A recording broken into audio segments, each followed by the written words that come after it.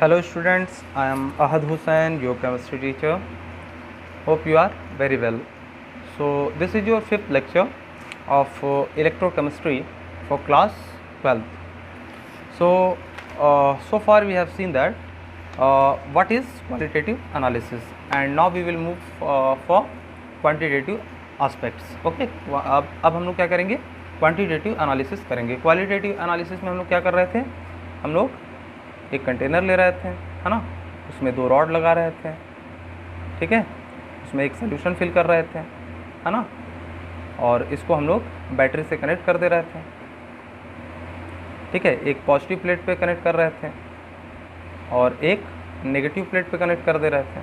तो जो पॉजिटिव से कनेक्ट होगा उसको क्या बोल रहे थे, एनोड बोल दे रहे थे, जो नेगेटिव से कनेक्ट होगा उसको कैथोड बोल रहे थे. ये दोनों हम बैटरी का पोल इधर लगा देंगे तो ये कैथोड हो जाएगा और ये एनोड हो जाएगा. ठीक है बच्चों, तो अब देखिए ये इलेक्ट्रोलाइटिक सेल के लिए था, गैल्वेनिक सेल में थोड़ा सा अलग हो जाएगा. ठीक है, वहाँ मैं समझाऊंगा क्या क्या अलग हो रहा है, क्या दिक्कत हो रही है वहाँ पे. ठीक है, तो इसके बाद हम लोग एक इलेक्ट्रोलाइट डाल रहे थे इसमें, जैसे NaCl हो गया, है ना. तो इस इलेक्ट्रोलाइट डालते ही पानी में क्या होता है, टूट जाता है Na+ और Cl- के फॉर्म में. तो Na+ किधर जाएगा, कैथोड पे जाएगा, एक इलेक्ट्रॉन लेगा Na में बदल जाएगा, Cl- कहाँ जाएगा, एनोड पे जाएगा, और एक इलेक्ट्रॉन इसको दे करके एनोड को, और नॉर्मल हो जाएगा, मतलब क्लोरीन गैस मिल जाएगी हमको. तो ये क्वालिटेटिव एनालिसिस में हम लोग सब पढ़ चुके हैं कि क्या मिलता है, कौन सी गैस कैथोड पे मिलेगी, कौन सी गैस एनोड पे मिलेगी, कौन सा मेटल कैथोड पे मिलेगा, कौन सा मतलब क्या चीज़ हमको एनोड पे मिलता है प्रोडक्ट, और क्या चीज़ कैथोड पे प्रोडक्ट मिलता है. ये हम लोग सारी की सारी चीज़ें क्वालिटेटिव एनालिसिस में देख चुके हैं.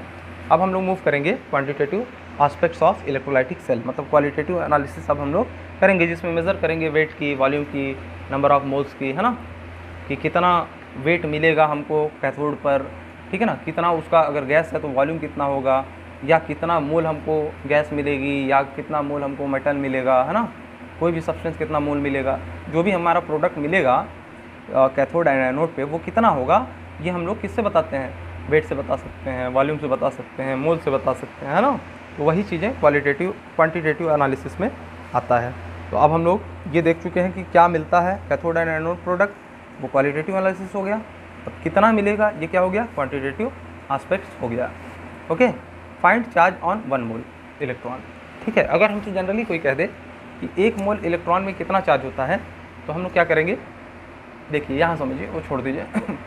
होता कितना है, एक इलेक्ट्रॉन का चार्ज कितना होता है बच्चों, 1.67 × 10⁻⁻19 कूलम होता है. ये एक इलेक्ट्रॉन पे चार्ज होता है. ये बहुत छोटा चार्ज है, 1 कूलम से बहुत छोटा चार्ज है. तो 1 कूलम कितना होता है बच्चों, तो 1 कूलम कितना होगा, इसको आप लोग इधर भेज दीजिए, इसको आप लोग इधर नीचे चला जाएगा. ये 1 इलेक्ट्रॉन का इसमें कितना हो जाएगा, 1.67 × 10⁻⁻19. अब ये -19 के पावर ऊपर आएगी तो इलेक्ट्रॉन हटा दीजिए. ठीक है, 1 कूलम चार्ज कितना होगा ना, ये ऊपर चला जाएगा, तो 1.67 नीचे ही रह जाएगा, और 10⁻⁻19 ऊपर जा करके 10⁻19 हो जाएगा. तो ये कैंसिलेशन के बाद लगभग 10⁻18 आता है 1 कूलम चार्ज, है ना, और भी कुछ होगी वैल्यू, कैंसिल करने के बाद कुछ आएगा. ठीक है ना, तो 1 कूलम पे चार्ज कितना होता है, इतने इलेक्ट्रॉन के बराबर. इतना electron, this much magnitude of electron हम ले लेंगे तो 1 कूलम चार्ज बनेगा. मतलब ये समझ रहे हैं, 1 करोड़, 10 करोड़, 50 करोड़, 50 अरब खरब नहीं है ये बहुत बड़ी वैल्यू है. बहुत ज़्यादा मात्रा में अगर इलेक्ट्रॉन ले लेंगे तो 1 कूलम चार्ज बनता है. ठीक है, समझ में आया बच्चों, बहुत बड़ी मात्रा में हमने इलेक्ट्रॉन को ले लिया, कई खरब इलेक्ट्रॉन ले लिए, तब 1 कूलम चार्ज बनता है. तो 1 इलेक्ट्रॉन पे चार्ज कितना होता है, 1.67 × 10⁻⁻19 कूलम, मतलब 1 कूलम से बहुत छोटा चार्ज होता है. बात समझ में आ गई बच्चों, फील आ गया कि 1 इलेक्ट्रॉन का चार्ज कितना होता है. ये सब कैलकुलेशन आप लोग का पार्ट है, परेशान नहीं होइएगा कि सर यहाँ पे कैंसिल होने के बाद 10⁻18 के पहले कुछ लगेगा, 3 पॉइंट समथिंग या कुछ भी जो भी हो, उससे हमारा कंसर्न नहीं है. बस हमको ये दिखाना था कि 1 कूलम चार्ज और 1 इलेक्ट्रॉन चार्ज को हम कितना समझें. 1 इलेक्ट्रॉन चार्ज हम लोग जनरली बोल देते हैं 1.67 × 10⁻⁻19 कूलम, लेकिन वो कितना होता है, तो कूलम तो आप लोग समझते हैं, कूलम समझते हैं ना कितना चार्ज होता है. तो 1 कूलम चार्ज कब आएगा इलेक्ट्रॉन के रिस्पेक्ट में देखा जाए तो जब दिस मच 10⁻18 इलेक्ट्रॉन्स एक साथ आएंगे तो 1 कूलम चार्ज बनता है. ठीक है, और 1 इलेक्ट्रॉन पे चार्ज अगर पूछ ले कितना है तो 1.67 × 10⁻⁻19 कूलम, यानी 1 कूलम का अगर इसको डिवाइड करेंगे तब जितना चार्ज बनेगा उसको 1 इलेक्ट्रॉन का चार्ज बोलते हैं. ओके बच्चों, चलिए, चार्ज ऑन 1 इलेक्ट्रॉन कितना होता है 1.6 इंटू 10⁻⁻19 कूलम, ठीक है। अच्छा, अगर हम पूछ लें चार्ज ऑन 1 मोल इलेक्ट्रॉन कितना होगा, है ना, 1 मोल पे कितना चार्ज होगा। अगर हमने 1 मोल इलेक्ट्रॉन ले लिया, 1 मोल मतलब कितना 6.022 इंटू 10⁻23 इलेक्ट्रॉन्स अगर हमने ले लिए तो उसका पूरा चार्ज मिला करके कितना बनेगा। तो हम क्या करेंगे, मोल को किससे दिखा देते हैं, 6.022 इंटू 10⁻23 लिखने की बजाय हम लोग क्या लिख देते हैं Na, है ना। तो 1 मोल इलेक्ट्रॉन या Na इलेक्ट्रॉन, 1 मोल बोलें या 6.022 इंटू 10⁻23 इलेक्ट्रॉन बोलें या Na इलेक्ट्रॉन बोलें, बात एक ही है, ठीक है। तो इस पर कितना इलेक्ट्रॉन होगा, 1 मोल इलेक्ट्रॉन के चार्ज के बराबर होगा। अभी यहाँ इलेक्ट्रॉन का चार्ज है ना, यहाँ पे हमने 1.67 इंटू 10⁻23 से मल्टीप्लाई नहीं किया है, बस इलेक्ट्रॉन लिखा है। एक इलेक्ट्रॉन के चार्ज में 6.022 इंटू 10⁻23 से मल्टीप्लाई कर देंगे तो 1 मोल इलेक्ट्रॉन के बराबर चार्ज आ जाएगा।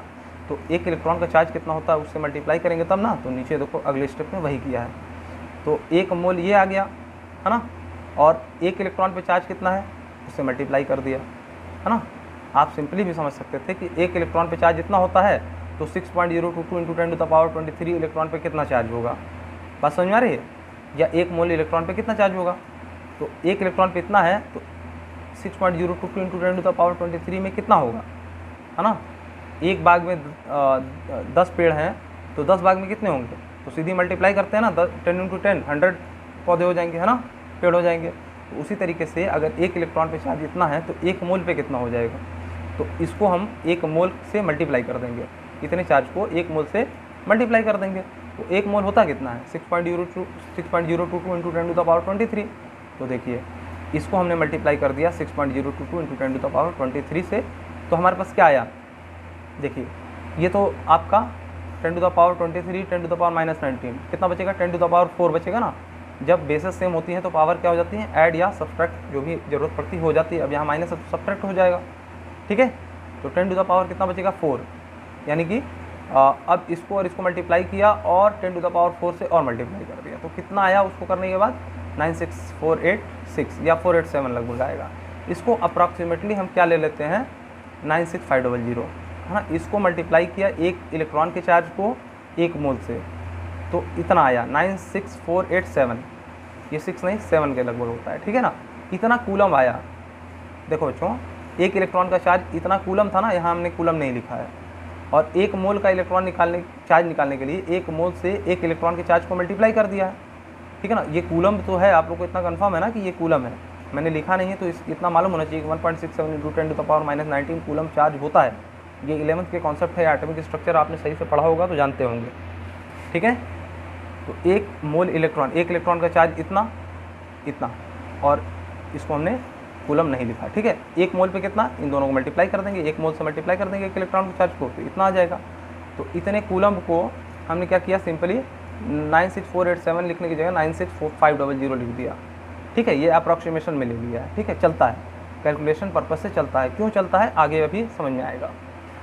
चार्ज ऑन 1 मोल इलेक्ट्रॉन को ही हम कितना बोल दिए हैं अभी 96500 कूलम, इतना कूलम चार्ज होगा 1 मोल इलेक्ट्रॉन लेने पे, ठीक है। अब उसी को हम क्या बोलते हैं 1 फैराडे बोलते हैं। तो 1F से हमने शो कर दिया, मतलब F, ये कितना चार्ज है 96487, 1 फैराडे। अब 1 मोल इलेक्ट्रॉन का चार्ज बोलें या 96500 कूलम बोलें या 1 फैराडे बोलें, आपको ये कंफर्म हो जाना चाहिए कि ये बात एक ही है ना। फैराडे से ही हम लोग डील करेंगे, तो आपको ये मालूम होना चाहिए कि 1 फैराडे कितना होता है, इसकी फीलिंग आनी चाहिए कि कितना होता है। तो आप तुरंत समझ जाएंगे कि 1 मोल इलेक्ट्रॉन पे जितना चार्ज होगा उसको हम लोग 1 फैराडे कहते हैं, ठीक है, टोटल 1 मोल इलेक्ट्रॉन पे, ओके। अब हम लोग मेन कॉन्सेप्ट पे आ जाते हैं, ठीक है। वो तो 11th की बातें थी, इतना तो आप लोग को आता ही होगा कि 1 इलेक्ट्रॉन पे चार्ज कितना होता है, 1 मोल पे कितना होता है। लेकिन ये शायद ना पता रहा हो कि 1 मोल इलेक्ट्रॉन को ही हम लोग क्या बोलते हैं, उसके चार्ज को फैराडे बोलते हैं। 1 मोल इलेक्ट्रॉन को फैराडे नहीं बोलते हैं, 1 मोल इलेक्ट्रॉन के चार्ज को फैराडे बोलते हैं, 1 Faraday, okay. Faraday's first law, Faraday ने कुछ लॉ दिया, देखिए इसके 2 लॉ हम लोग को पढ़ने हैं। तो उसमें से फर्स्ट लॉ देखिए क्या दिया था, the mass of the substance, mass को किससे डिनोट किया W से, वेट लिख दीजिए, मास लिख दीजिए, यहाँ पे केमिस्ट्री में चलता है अभी के लिए फ़िलहाल, ठीक है। The mass of substance weight W से जिसको डोनेट करेंगे डिनोट करेंगे, deposited at any electrode is directly proportional to the quantity of electricity और चार्ज पास्ड थ्रू सर्किट। मतलब क्या कह रहा है बच्चों कि किसी भी सब्सटेंस का मास जो कि कैथोड या एनोड पे हमको जो प्रोडक्ट मिल रहा था ना उसका मास W, हम लोग इसमें क्या पढ़ना है, वेट पढ़ना है W, वॉल्यूम पढ़ना है V और मोल्स पढ़ना है N। तो जो मास मिलेगा किसी भी सब्सटेंस का कैथोड या एनोड पर, यानी सिंपली कहें इलेक्ट्रोड पर, वो कितना होगा, वो डायरेक्टली निर्भर किस पे करेगा, डायरेक्टली प्रोपोर्शनल होगा कि कितनी क्वांटिटी हमने उसको इलेक्ट्रिसिटी दी है या चार्ज उसमें से कितना पास किया उस सर्किट में से, है ना। देखिए बच्चों, यहाँ बैटरी क्यों लगा रहे थे, यहाँ बैटरी इसीलिए लगा रहे थे ना कि सर्किट में इलेक्ट्रिसिटी पास हो, है ना। इधर से इलेक्ट्रॉन चलेगा फिर इधर से चलेगा, है ना, ऐसे चल रहा है ना। तो कितना इलेक्ट्रॉन हमने कितना मतलब चार्ज इससे पास कराया है, ठीक है। तो जितना चार्ज पास होगा उतना ही तो ये एलिमेंट जा कर के यहाँ न्यूट्रलाइज हो रहा था आयन, उतना ही तो डिपॉजिट हो रहा था। तो ये किस पे निर्भर करेगा कि हम लोग, अब मान लीजिए इलेक्ट्रोलाइट बहुत ज़्यादा है, हमने सब्सटेंस बहुत NaCl बहुत ज़्यादा ले लिया और इलेक्ट्रिसिटी थोड़ी सी पास कराई, तो थोड़ा सा ही NaCl पहले बनेगा प्रोडक्ट, फिर रुक जाएगी, रिएक्शन ही रुक जाएगी। हमको लगातार इलेक्ट्रिसिटी देनी पड़ती है ना, तो जितने देर तक देंगे उतना देर तक हमारा क्या बनता रहेगा, मेरा कैथोड और एनोड प्रोडक्ट बनता रहेगा, उसका वेट बढ़ता रहेगा। बात समझ में आई आप लोगों को। अगर हमने इलेक्ट्रिसिटी रोक दी और हमारे पास सब्सटेंस ज़्यादा है, इलेक्ट्रोलाइट ज़्यादा है, इलेक्ट्रोलाइट का यहाँ पे लिमिट नहीं है बच्चों, हमने क्या रखा है, बस ये इलेक्ट्रोलाइट मेरे पास भरपूर है, बहुत ज़्यादा है, बहुत बड़ा सा कंटेनर लिया, उसमें हमने सब्सटेंस बहुत ज़्यादा यहाँ रखा है, ठीक है, कंपाउंड। अब उसको टूट करके कैथोड और एनोड प्रोडक्ट देना है हमें, तो कब तक देता रहेगा, जब तक हम इलेक्ट्रिसिटी पास कराते रहेंगे। एक इलेक्ट्रॉन गया, एक आयन को न्यूट्रलाइज किया, एक एटम यहाँ पे बन गया, या एक सोडियम आयन को यहाँ पे न्यूट्रलाइज किया, एक सोडियम का मेटल हमको मिल गया, दूसरा इलेक्ट्रॉन आएगा न्यूट्रलाइज करेगा, दूसरे सोडियम एटम मिल गया। तो जब तक यहाँ से इलेक्ट्रिसिटी पास होती रहेगी तब तक यहाँ से आयन जा करके इस पर डिपॉजिट होते रहेंगे, मेटल या जो भी गैस के फॉर्म में, है ना, क्लोरीन गैस यहाँ पे फॉर्म होता रहेगा। तो जब तक इलेक्ट्रिसिटी हम प्रोवाइड करा रहे हैं तब तक हमारा क्या मिल रहा है, प्रोडक्ट मिलता जा रहा है। तो ज़्यादा इलेक्ट्रिसिटी पास कराएंगे तो ज़्यादा मास यहाँ इकट्ठा हो जाएगा, कम देर तक के लिए इलेक्ट्रिसिटी देंगे तो कम मास यहाँ पे इकट्ठा होगा। बात समझ में आ रही होगी अब बच्चों आपको, है ना। तो डायरेक्टली किस पे प्रोपोर्शनल है, जो वेट हमको कैथोड या एनोड पर मिल रहा है, चार्ज कितना पास किया है। चार्ज को किससे डिनोट करते हैं बच्चों, क्यू से, है ना। चलिए, तो डायरेक्टली लिख सकते हैं कि W is directly proportional to Q, मतलब वेट कितना कैथोड या एनोड पर मिलेगा ये किस पे निर्भर कर रहा है, कितना हमने चार्ज पास किया है सर्किट से। ओके, तो W is directly proportional to Q, ठीक है। अब हम लोग अगर प्रोपोर्शनलिटी साइन हटाते हैं तो एक कांस्टेंट लगाते हैं बच्चों, तो W is equal to ZQ। यही Z क्या है, ये प्रोपोर्शनलिटी हटाने के लिए कहीं K लगाते हैं, कहीं Z लगाते हैं, तो यहाँ पे हमने Z लगा दिया है, ठीक है ना। इसको हम क्या बोलेंगे, केमिकल इक्विलिब्रियम कांस्टेंट, ठीक है। तो ये जो है हमारा कुछ इस तरीके का बनाया है, ठीक है, रिलेशन। तो weight is directly proportional to Q, तो weight is equal to ZQ। तो Z क्या है, एक कांस्टेंट है, Q क्या है, चार्ज कितना सर्किट से पास किया है, और W क्या है, वेट है, ठीक है ना। ये रिलेशन समझ गए, तो इसको हमने इक्वेशन 1 दे दी ना। ध्यान से समझिएगा बच्चों, यहाँ पे अगर कंफ्यूज हो गए तो आगे चलना एकदम इम्पॉसिबल हो जाएगा, बहुत ध्यान से समझिएगा।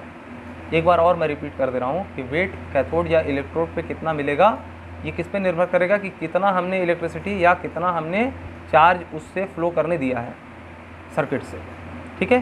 तो डायरेक्टली जब प्रोपोर्शनल है तो डायरेक्टली प्रोपोर्शनल हटाएंगे तो एक क्या लगाएंगे, कॉन्स्टेंट लगाएंगे, ठीक है। Where W is weight of product of electrode, है ना, कितना इलेक्ट्रोड पे प्रोडक्ट मिल रहा है वो W है। Q charge flowing through the circuit, circuit से कितना हमने चार्ज फ्लो किया वो Q है। We know Q is equal to I into T. ये तो हम लोग फिजिक्स में पढ़ते हैं, 10th से ही पढ़ते आ रहे हैं कि चार्ज किसके बराबर होता है, करंट इंटू टाइम। करंट को टाइम से मल्टीप्लाई कर दीजिए तो हमारा क्या आ जाता है, चार्ज आ जाता है, ये तो हम जानते हैं ना। तो करंट क्या होता है, चार्ज कितना पास किया पर यूनिट टाइम, है ना। फ्लो ऑफ चार्ज को ही तो करंट बोलते हैं पर यूनिट टाइम। तो आप लोग I is equal to Q upon T पढ़े हों तो टी को उधर भेज दीजिए ना, Q is equal to I into t आ जाएगा। और आप लोग 12th में अगर इलेक्ट्रिसिटी थोड़ा भी पढ़े होंगे तो ये सब चीज़ें तो आपके लिए एकदम आसान होगी। तो charge is equal to current into time, ठीक है। ये क्या था, वेट कितना मिलेगा, ये किस पे डिपेंड करता है, चार्ज पे। और प्रोपोर्शनलिटी हटाया, Z लगाया, Z को हमने केमिकल इक्विलिब्रियम कांस्टेंट बोल दिया और मेरा काम बन गया। ओके, इक्वेशन 1 दे दिया। क्यू याद है, देखिए रिलेशन ध्यान से देखते हैं, let Q is equal to 1 coulomb. अब इस रिलेशन में हमने क्या किया कि क्यू को हमने 1 कूलम मान लिया कि कितना चार्ज हमने फ्लो किया है, 1 कूलम, सर्किट से 1 कूलम ही चार्ज फ्लो किया है। ओके, तो अगर 1 कूलम चार्ज फ्लो करेंगे तो इसकी वैल्यू 1 हो जाएगी, तो वेट किसके बराबर हो जाएगा, जेड के। बात समझ में आई बच्चों? तो देखिए जेड इक्वल टू डब्ल्यू हो जाएगा। जैसे ही हमने सिर्फ और सिर्फ 1 कूलम अगर चार्ज पास किया तो वेट क्या हो जाएगा, जेड के बराबर हो जाएगा। ठीक है, अच्छा Na प्लस 1 इलेक्ट्रॉन क्या करेगा, Na बनाता है। ये हम रिएक्शन जानते हैं कि Na प्लस अगर 1 इलेक्ट्रॉन लेगा तो सोडियम बनाएगा। ये कहाँ पे बना रहा था जब हम लोग क्वालिटेटिव एनालिसिस किए थे? तो कैथोड पर जाकर 1 इलेक्ट्रॉन ले रहा था और सोडियम मेटल में कन्वर्ट हो जा रहा था। याद आया? अच्छा if 1 mole electron flown through circuit we will get 1 mole sodium. अगर 1 इलेक्ट्रॉन सर्किट से पास हुआ तो 1 सोडियम मिल रहा था। याद आया? और अगर 1 मोल हमने सर्किट से इलेक्ट्रॉन को पास करा दिया तो 1 मोल Na प्लस आयन सोडियम बना देंगे। बात समझ में आई? यानी 1 मोल इलेक्ट्रॉन कितना हमको सोडियम एटम देगा, 1 मोल सोडियम एटम देगा। तो यानी कि 1 मोल इलेक्ट्रॉन पे चार्ज कितना होता है बच्चों, 1 मोल इलेक्ट्रॉन पे चार्ज कितना होता है? सर्किट से 1 मोल इलेक्ट्रॉन पास कराया का मतलब हमने चार्ज कितना पास कराया? तो हमने बोला था ना बच्चों 1 मोल इलेक्ट्रॉन का चार्ज कितना होता है, 1 फैराडे के बराबर या 96500 के बराबर। तो देखिए 1 मोल इलेक्ट्रॉन के चार्ज की जगह हमने क्या लिख दिया, 96500 कूलम लिख दिया। और 1 मोल सोडियम का वेट हम जानते हैं कितना होता है, 23 ग्राम।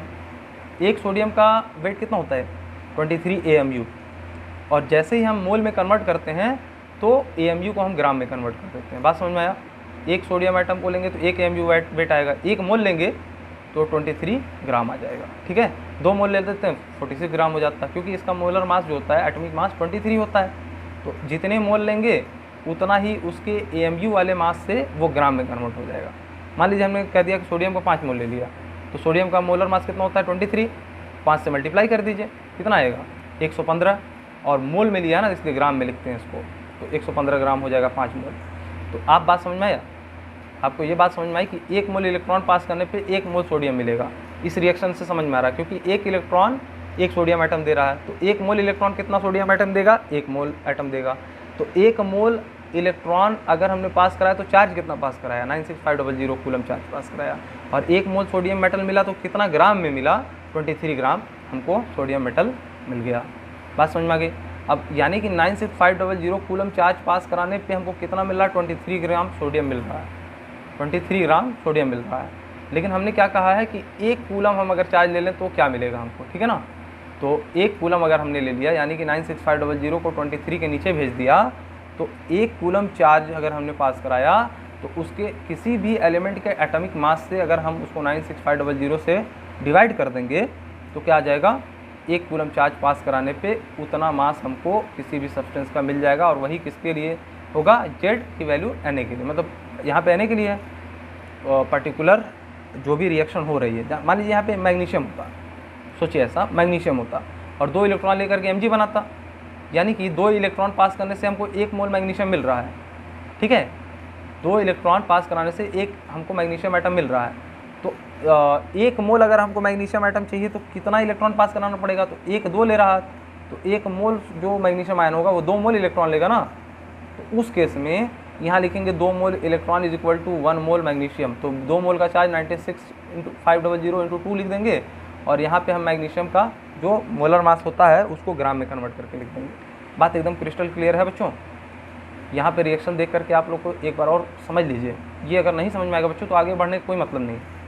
ध्यान से देखिए, सोडियम का प्लस आयन 1 इलेक्ट्रॉन लेकर के सोडियम बनाता है कैथोड पर, यानी कि 1 इलेक्ट्रॉन दे रहा है तो 1 सोडियम एटम मिल रहा है। 1 मोल दे देंगे तो 1 मोल सोडियम एटम मिलेगा ना। 1 मोल इलेक्ट्रॉन हमने सर्किट से पास करा दी तो 1 मोल हमको सोडियम एटम मिल जाएगा। उसी को यहाँ लिख दिया कि 1 मोल इलेक्ट्रॉन पास कराने पे 1 मोल सोडियम एटम मिल रहा है। तो 1 मोल की वैल्यू कितनी होती है, अभी ऊपर हमने दिखाया कि 96500 कूलम के बराबर होती है। 1 मोल इलेक्ट्रॉन पे कितना चार्ज होता है, 96500 कूलम। और 1 मोल सोडियम एटम का वेट कितना होता है, 23 ग्राम। ठीक है, तो 1 कूलम चार्ज पास कराने पे कितना वेट मिलेगा किसी भी सब्सटेंस का, तो किसी भी सब्सटेंस का मोलर मास देखिए ऊपर, नीचे 96500 से मल्टीप्लाई कर दीजिए। बात समझ में आ गई? और यही वैल्यू किसकी हो जाती है, हमने बोला था ना कि जेड जो है W के बराबर कब हो जाएगा, जब चार्ज हमने 1 कूलम पास कराया। तो देखो यहाँ 1 कूलम चार्ज पास कराया तो इतना मास मिल रहा है, तो यही किसके बराबर हो जाएगा, Z के। और इस केस में हमने Na क्यों लिखा है, क्योंकि हमने क्या लिया था, मेटल सोडियम लिया था। बात समझ में आई, ये Z फॉर किसके लिए, Na के लिए, सोडियम एटम के लिए। Okay, for finding the value of Z here 1 is n factor. अच्छा देखो बच्चों, यहाँ पे कुछ मल्टीप्लाई में 1 भी लिख दिया है ना, तो इसको भी समझ लो। मान लो हमको डायरेक्टली निकालना रहा फार्मूला, हम बार बार इतना लंबा स्टेप नहीं करना चाहें, तो क्या करेंगे, सीधे पूछ ले हमसे कि मैग्नीशियम के लिए बताइए कितनी वैल्यू होगी, 1 कूलम चार्ज पास कराने पे कितना मैग्नीशियम वेट मिलेगा। तो हम 1 कूलम मैग्नीशियम चार्ज पास कराएंगे, यहाँ पे मैग्नीशियम का मोलर मास 25 होता है या 24 जो भी है, और 24 पॉइंट समथिंग होता है। तो ऊपर 24 लिखा, नीचे 96500 लिखा, इंटू n फैक्टर, मतलब कितना इलेक्ट्रॉन वो दे सकता है। तो सोडियम 1 दे सकता है तो सोडियम के लिए n फैक्टर 1 आ गया, मैग्नीशियम 2 दे सकता है तो मैग्नीशियम के लिए 2 आ जाएगा n फैक्टर, एल्युमिनियम 3 इलेक्ट्रॉन दे सकता है तो एल्युमिनियम के लिए जो n फैक्टर कितना हो जाएगा, 3 हो जाएगा। बात समझ में आई। और n फैक्टर रिएक्शंस डिपेंडेंट होता है बच्चों। डायरेक्टली मैंने आपको शॉर्ट फार्मूला तो बता दिया, लेकिन n फैक्टर को अगर बहुत अच्छे से समझना होगा तो बताइएगा, मैं n फैक्टर पे एक अलग से सेपरेट वीडियो बनाऊँगा, है ना। थोड़ा कॉम्प्लिकेटेड चीज़ है, बस आसान बनाने के लिए आपको मुझे ये बोलना पड़ता है, लेकिन आपका काम चल जाएगा इतने में, इससे ज़्यादा नहीं आएगा बच्चों, है ना। टोटल पॉजिटिव या नेगेटिव चार्ज देख लेते हैं। जैसे मान लो AlCl3 है, इसके लिए हमसे n फैक्टर पूछ लिया, तो हम जानते हैं Cl पे -1 होता है और एल्युमिनियम पे +3 होता है, तो यही इसका n फैक्टर हो जाएगा। लेकिन हम बच्चों ये जानते हैं कि ये स्टेबल नहीं होता कंपाउंड, ये डाइमराइज होकर के क्या बना लेता है, Al2Cl6। अब बच्चों इससे n फैक्टर पूछा जाए तो एक एल्युमिनियम पे +3 होता है और 2 से आप मल्टीप्लाई कर दिए, यानी टोटल पॉजिटिव चार्ज कितना आ गया, +6। यानी इस केस में क्या n फैक्टर हो जाएगा, +6 हो जाएगा। बात समझ में आया। किसी भी कंपाउंड में टोटल पॉजिटिव चार्ज ले लो वो n फैक्टर है, या टोटल नेगेटिव चार्ज ले लो। मान लो 1 क्लोरीन पे कितना होता है, -1, तो 6 क्लोरीन पे कितना होगा, -6, वही उसका n फैक्टर हो जाएगा। माइनस प्लस नहीं देखते हैं, सीधे 6 हमारा क्या हो जाएगा, n फैक्टर। और उसी वैल्यू को हम यहाँ रख देते हैं n फैक्टर में। किसी भी एलिमेंट को लेंगे, है ना, 1 कूलम चार्ज पास कराने पर कितना मेटल मिलेगा, वो क्या होगा, ऊपर मोलर मास रखिए, नीचे 96500 डिवाइड करिए, इंटू क्या कर दीजिए, नीचे n फैक्टर से मल्टीप्लाई कर दीजिए, ठीक है। तो 1 कूलम चार्ज पास कराने पे इतना वेट हमको मिलता है, और ये किसके बराबर होता है, Z के। तो Z फॉर दैट एलिमेंट हो जाएगा ना, जिस एलिमेंट का हम मास निकाल रहे हैं, ठीक है। एकदम क्रिस्टल क्लियर है बच्चों, बहुत ही आसान वे में समझाया। नहीं समझ में आएगा तुरंत बोलिएगा सर ये चीज़ नहीं समझ में आई, क्योंकि अगर ये नहीं समझ में आया बच्चों तो आगे हर जगह झटका खाएंगे। अभी तक की ये बात अगर नहीं समझ में आई तो बैक करिए, तो तुरंत बैक करके और दोबारा जो है उसको देख करके तब आगे बढ़िए। देखिए मैग्नीशियम आ भी गया, मैं इतनी देर से मैग्नीशियम बोल रहा था, वो आ भी गया। देखो बच्चों मैग्नीशियम क्या करता है, ये भी रिडक्शन इसका चाहिए, क्योंकि पॉजिटिव चार्ज है ना, तो रिड्यूस होकर के तो मेटल देगा। इस फॉर्म में तो मेटल मिलेगा नहीं Mg2+ के फॉर्म में। जब एक Mg2+ 2 इलेक्ट्रॉन लेगा तो क्या करेगा, एक मैग्नीशियम हमको मेटल देगा कैथोड पर, ओके। तो अगर हमने 2 मोल इलेक्ट्रॉन दे दिया तो मैग्नीशियम 2 इलेक्ट्रॉन से 1 मैग्नीशियम बन रहा है, तो 2 मोल से 1 मोल मैग्नीशियम बनेगा ना बच्चों। तो देखो 2 मोल इलेक्ट्रॉन देने से 1 मोल मैग्नीशियम को मिलेगा कैथोड पर, ओके। तो 1 मोल की वैल्यू कितनी होती है, 96500 कूलम। अगर चार्ज में देखा जाए 2 मोल इलेक्ट्रॉन का चार्ज कितना होगा, 96500, तो 2 × 96500 कूलम हमने यहाँ पे मल्टीप्लाई कर दिया, तो 1 मोल मैग्नीशियम का वेट कितना होता है, 24 ग्राम। बात समझ में आ रहा है। यानी कि 2 × 96500 कूलम चार्ज पास कराया तो 24 ग्राम हमको क्या मिला, मैग्नीशियम मेटल कैथोड पर मिला। तो 1 कूलम चार्ज पास कराएंगे तो कितना मैग्नीशियम मेटल मिलेगा, तो 24 उसका मोलर मास जो था डिवाइडेड बाई 96500, और 2 इधर चला जाएगा ना, n फैक्टर 2 है मैग्नीशियम के लिए। देखिए Mg2+ था तो 2 n फैक्टर यहाँ नीचे चला आया। तो 1 कूलम चार्ज पास कराने पे इतना ग्राम हमको क्या मिलेगा, हम मैग्नीशियम का मेटल मिलेगा। और यही Z की वैल्यू किसके लिए होगी, मैग्नीशियम के लिए होगी। बात आप लोग को क्रिस्टल क्लियर है। चलिए यहाँ पे कुछ दिया हुआ है, in molten MgCl2 Mg2+ will go at cathode, ठीक है। तो हमने बता दिया है कि जो Mg2+ है वो कैथोड पर जाता है। After finding the value of Z we will put it in W = ZQ। अभी हमने जो फार्मूला इक्वेशन 1 लिया था ना, वेट किसके डायरेक्टली प्रोपोर्शनल होता था, चार्ज के, तो डायरेक्टली प्रोपोर्शनल का साइन हटाया और Z हमने कांस्टेंट लगाया, तो उसी को हमने इक्वेशन 1 दे दिया था ना, W = ZQ। तो हम लोग क्या फाइंड करने के बाद, Z की वैल्यू फाइंड करने के बाद W = Z की वैल्यू रखेंगे और इस वाले फार्मूले में उसको रख देंगे सिंपली। देखिए अब यहाँ समझिए, for finding Z is equal to, ये क्या था ऊपर, मोलर मास था ना। देखो सोडियम के केस में यहाँ 23 था, वो भी तो मोलर मास ऑफ सोडियम है। ये मैग्नीशियम के केस में 24 है, तो वो भी तो मोलर मास ही है, तो उसको हम लोग m0 से डिनोट करते हैं। ठीक है, तो जेड की वैल्यू क्या हो जाएगी, मोलर मास किसी भी सब्सटेंस का अपॉन 96500 इंटू, इसके लिए 2 n फैक्टर था, यानी n फैक्टर यहाँ रखते हैं। ये जनरल फार्मूला सबके लिए हो गया। जेड की वैल्यू अगर निकालना हो तो क्या करेंगे, मोलर मास ऊपर रखेंगे, 96500 से डिवाइड करेंगे और n फैक्टर से मल्टीप्लाई कर देंगे। ठीक है बच्चों, चलिए अब हम लोग W equal to Z Q वाले फार्मूला अपना इक्वेशन 1 आ जाते हैं ना, जो फर्स्ट लॉ हमने फैराडे के फर्स्ट लॉ से सीखा था कि वेट किसके डायरेक्टली प्रोपोर्शनल होता है, charge pass through the circuit. Charge कितना पास करते हैं हम सर्किट के, उसके डायरेक्टली प्रोपोर्शनल होता था। तो चार्ज के डायरेक्टली प्रोपोर्शनल अगर है तो वहाँ से हमने डायरेक्टली प्रोपोर्शनल का साइन हटाया। डायरेक्टली प्रोपोर्शनल का साइन कैसे हटेगा, डायरेक्टली प्रोपोर्शनल का साइन तब हटेगा जब हमने कोई कांस्टेंट लगाया। तो यहाँ पे W equal to Z Q हो गया, डायरेक्टली प्रोपोर्शनल हटाया, जेड लगाया। वही तो फर्स्ट लॉ से आया था फैराडे के, है ना। वो क्या कह रहा था, weight deposited at cathode and anode is directly proportional to the charge passed through the circuit. याद आया आपको फर्स्ट लॉ। अच्छा मान लीजिए यहाँ पे हमने जेड की वैल्यू देखी है। जेड की वैल्यू क्या होती है, m0 अपॉन मतलब molar mass upon 96500 into n factor, है ना। इसको हमने इक्वेशन 1 बोल दिया, इसको हमने क्या बोल दिया, 2 बोल दिया। वहाँ पे भी इक्वेशन 1 लिए थे, इसलिए इधर हमने कर दिया इसको इक्वेशन 1 और इसको इक्वेशन 2 दे दिया। अच्छा, putting equation 2 and Q is equal to I into T. अच्छा, एक हमने रिलेशन अभी बताया ना कि चार्ज किसके इक्वल होता है, करंट इंटू टाइम। तो करंट इंटू टाइम, चार्ज की वैल्यू हमने पुट की और equation 1 W is equal to Z Q, इसकी वैल्यू जेड की वैल्यू और क्यू की वैल्यू इस वाले रिलेशन में हम पुट कर देंगे। मतलब जेड की जगह क्या लिख देंगे हम, ये लिख देंगे, और चार्ज की जगह क्या लिख देंगे, करंट इंटू टाइम लिख देंगे। बात समझ में आया। तो हम लोग को क्या मिलेगा, देखो ये सारी चीज़ें हम जानते हैं, Q is equal to current into time. तो Q की जगह करंट इंटू टाइम रखना है, जेड की जगह molar mass upon 96500 into n factor रखना है। ठीक है, तो वेट कितना मिलेगा, इक्वल्स टू ये दोनों वैल्यू बदल करके क्या हो जाएगी, जेड की जगह क्या आएगा, m0 आ गया अपॉन 96500 आ गया इंटू n फैक्टर आ गया, और Q की जगह क्या मिलेगा हमको, करंट इंटू टाइम। देखो Q की जगह हमको क्या मिलता है, करंट इंटू टाइम। बात समझ में आई। तो इसको हमने बोल दिया थर्ड इक्वेशन। तो वेट इज इक्वल टू किसी भी सब्सटेंस का जो कि हमको कैथोड या एनोड पे मिल रहा है उसका मोलर मास इंटू कितना हमने करंट पास किया है और कितने टाइम के लिए पास किया है ना, कितना एम्पियर करंट हम दे रहे हैं उसको और कितने टाइम के लिए दे रहे हैं, upon 96500 into n factor of that substance. तो वेट हमको मिल जाता है। ये फार्मूला आप लोग को ध्यान में होना चाहिए। बात समझ में आ गई। इस फॉर्म में यूज कर लीजिए या थोड़ा आगे एक्सटेंड करके मैं बता देता हूँ इसको।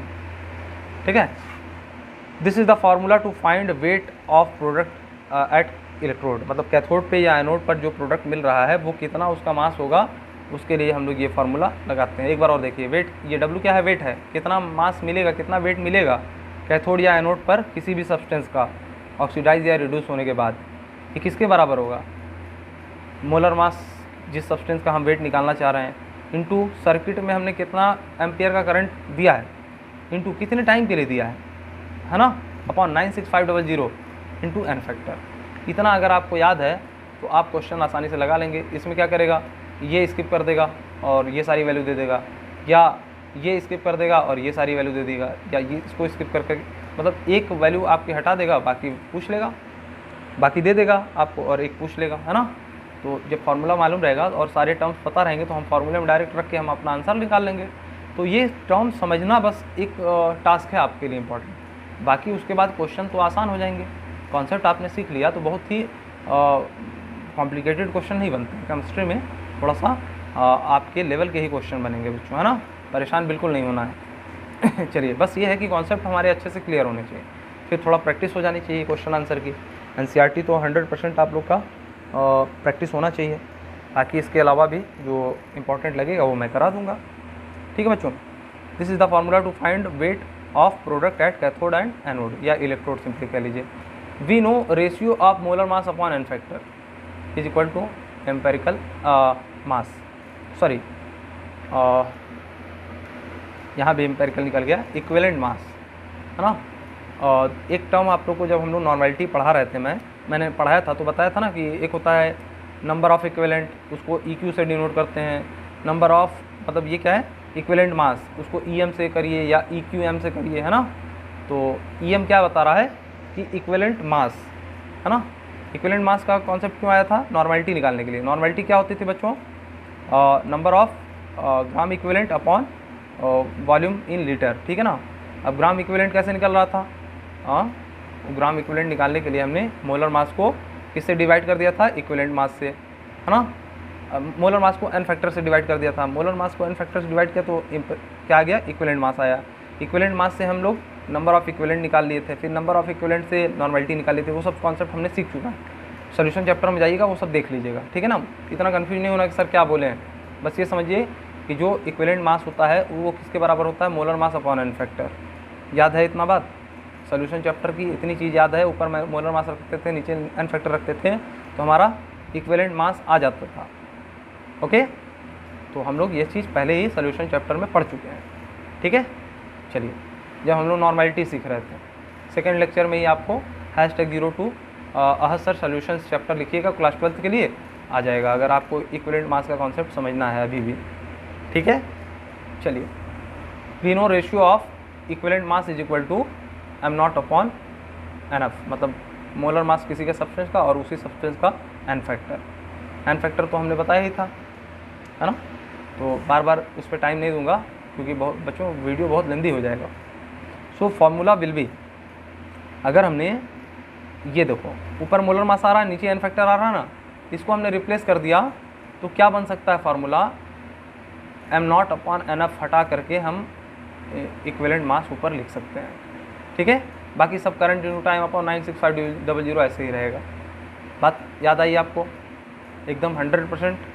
चलिए, सोल्यूशन जिसने अच्छे से पढ़ा है उसको इस चीज़ में कन्फ्यूजन नहीं होगी, जिसने नहीं पढ़ा वो तो समझ ही नहीं पाएगा कि जो इक्विवेलेंट मास है वो क्या है ना।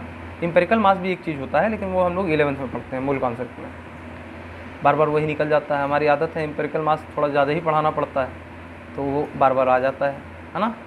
तो ये इक्विवेलेंट मास होता है। 12th में हम लोग नॉर्मेलिटी पढ़ते समय इक्विवेलेंट मास पढ़ते हैं। Equivalent mass molar mass upon n factor होता है, तो molar mass upon n factor की जगह हम लोग क्या लिख सकते हैं, डायरेक्टली इक्विवेलेंट मास लिख सकते हैं। तो ये सब चीज़ें दी रहती हैं बच्चों, इसमें कन्फ्यूज नहीं होना है, ठीक है, घबराना नहीं है। तो वेट किसके इक्वल हो जाएगा, equivalent mass into current into time upon 96500, है ना।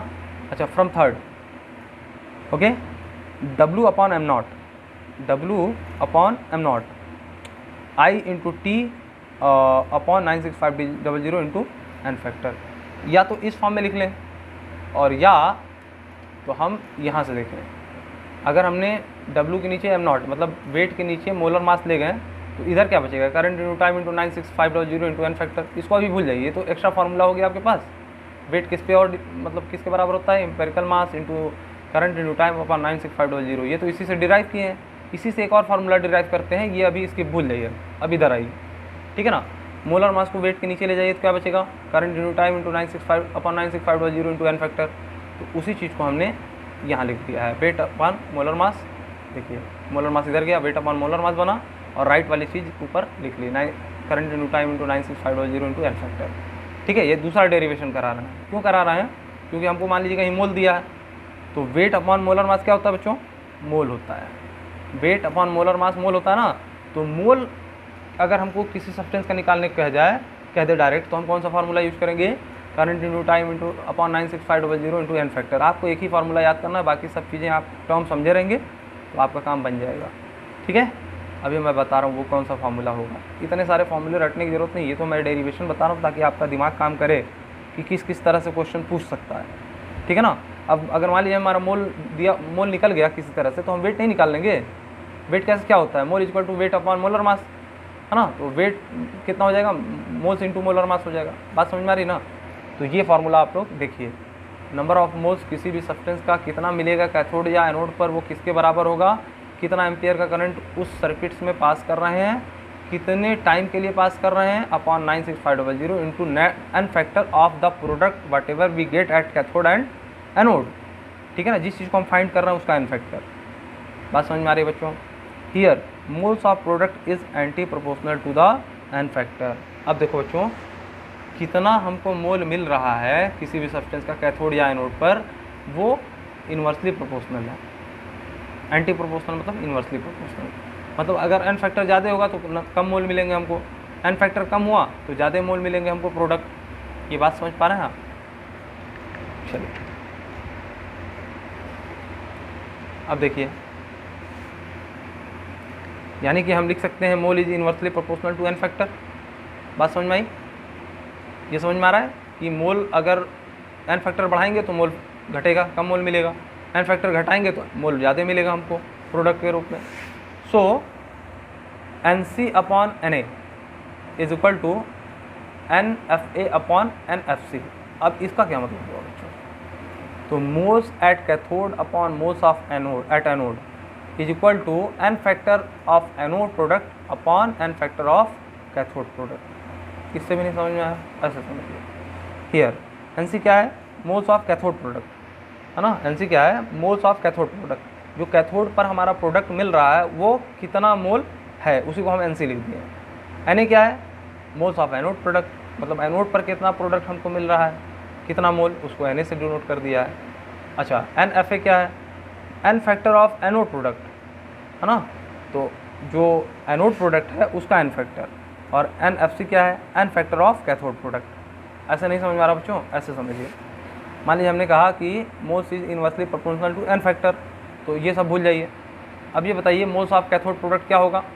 1 upon moles of cathode product, यानी कि इक्वल टू के नीचे साइड आना चाहिए N factor of cathode product. ये देखिए आ गया ना एंटी प्रोपोर्शनल। तो ऊपर हमने मोल्स ऑफ कैथोड लिया है कैथोड प्रोडक्ट, तो N factor of cathode product जो है वो एंटी प्रोपोर्शनल होने की वजह से नीचे चला आया। ठीक है। अब नीचे हमने क्या लिया है? मोल्स ऑफ एनोड प्रोडक्ट, तो N factor of cathode product जो आना चाहिए, एनोड प्रोडक्ट आना चाहिए, वो नीचे आना चाहिए इसके, तो इसके नीचे आएगा तो ऊपर चला जाएगा ना बच्चों। ये देखो एंटी प्रोपोर्शनल है ना। तो यहाँ पे सोचो, अगर दो अलग अलग चीज़ें सोचो, ऐसे देखो हमने क्या बोला है? Moles is inversely proportional to N factor. तो मान लो हमने कहा कि moles of cathode is equal to क्या हो जाएगा? कुछ कांस्टेंट आएगा उसमें मत जाओ, 1 upon N factor of cathode product, है ना। बात समझ में आ रही है? N F C. अच्छा, अगर हम ये बोले moles of anode product is equal to inversely proportional है किसके? किसके इन्वर्सली प्रोपोर्शनल है बेटा? N factor of anode product. बात समझ में आई? फिर से समझो, moles is inversely proportional to N factor होने से मोल्स ऊपर दिखेगा और एन फैक्टर नीचे दिखेगा। अगर हमने मोल्स ऑफ एनोड प्रोडक्ट की बात की तो मोल्स ऊपर दिखेगा और एन फैक्टर नीचे दिखेगा। अब इन दोनों का रेशियो ले लो, n factor of moles of cathode upon moles of anode कर लो, तो क्या होगा बच्चों? 1 upon N factor of cathode product upon में 1 upon N factor of anode product आएगा ना। तो a upon b upon c upon d में ए इंटू डी हो जाता है और बी इंटू सी हो जाता है, जानते हैं ना। तो 1 से ये ऊपर चला जाएगा, मल्टीप्लाई होके N factor of anode product हो जाएगा upon N factor of cathode product हो जाएगा। इतना मैथमेटिक्स बच्चों कंफ्यूज मत हो, सिंपली ये समझो कि जब ये इन्वर्सली रिलेशन होता ना, तो अगर हमने मोल्स ऑफ कैथोड लिया कैथोड प्रोडक्ट, तो N factor of anode product इधर नीचे आएगा, और अगर हमने नीचे ले लिया मोल्स ऑफ एनोड प्रोडक्ट तो इसका इन्वर्स रिलेशन तो यहाँ नहीं मल्टीप्लाई होगा, ये ऊपर जाएगा। इतना मैथमेटिक्स आप लोग को बच्चों आना चाहिए। अब 12th में मैं इतनी चीज़ें एक्सप्लेन नहीं कर सकता, इतने उस पर जितना मैंने कर दिया बहुत है। मैं कंफ्यूज भी कर दिया हूँ, कुछ बच्चे तो कंफ्यूज हो गए होंगे। मैथमेटिक्स में आते ही दिमाग ख़राब हो जाता है, ये 8th और 9th के बच्चे समझ जाते हैं। ठीक है, कि अगर हमने 2 प्रोडक्ट का रेशियो ले लिया और दोनों एंटी प्रोपोर्शनल है तो एक नीचे ऊपर चला जाएगा इस तरीके से। ठीक, इतना याद रखो यार।